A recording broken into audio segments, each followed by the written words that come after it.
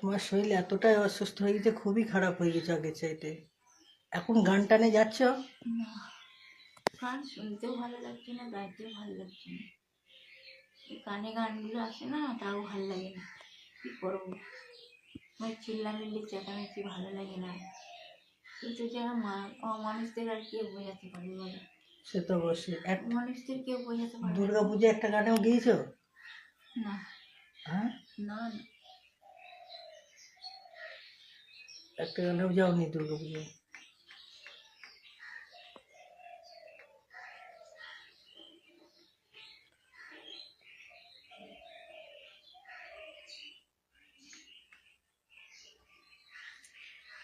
কতটা শরীর খারাপ হয়ে গেছে।